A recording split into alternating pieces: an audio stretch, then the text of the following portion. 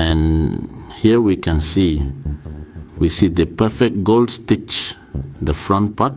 We see the back, as you can see, the same stitch of seeing it good in this video. I'm going to show you the FALSO presser foot you can use on your regular machine. As we can see, this overlock stitch, I did it on this straight machine. So if you're one of those who needs to make the gold stitch and don't have that machine on hand, you can get the fake presser foot to see it.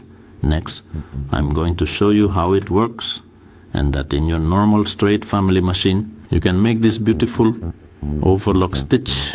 As you can see, it fits perfectly. What if we open it? We can see that the seam is completely closed, completely beautiful, and all on her straight machine, without having an overlock at hand, just with this presser foot called fake presser foot. See that it is made for all kinds of household sewing machines.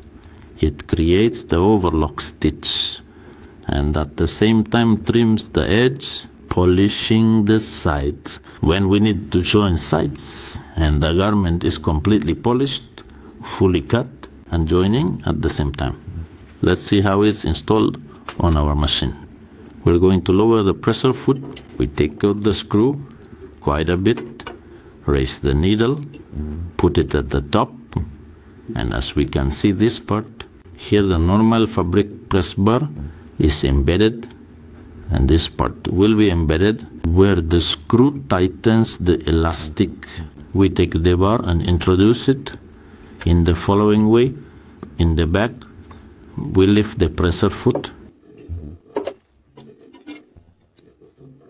We lift this lever and we're going to place it this way.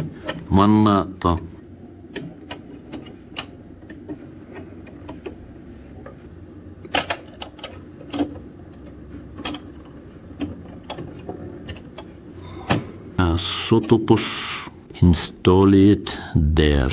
We run to the bar and lower the presser foot and proceed to tighten the screw that will hold it, the foot, to the machine. And as we can see, it's ready. We can lift and lower the foot and it's stable in the machine. With the needle thread, we take the thread out of the leaf. We secure it on the top and then proceed to take two equal fabrics. We are going to cut a piece. In the front part, we lift the presser foot and see here, this little piece. We're going to insert it by under this foot, and on the other side goes the part where the blade will cut the fabric. This way, we lower the presser foot.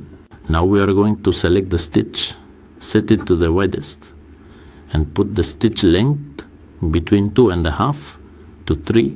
We make the first manual stitch to ensure the needle doesn't hit the presser foot. See you in the next video, and then later. Pupus dama Kitis subtitles by the Amateur community. Terima Thank you very much.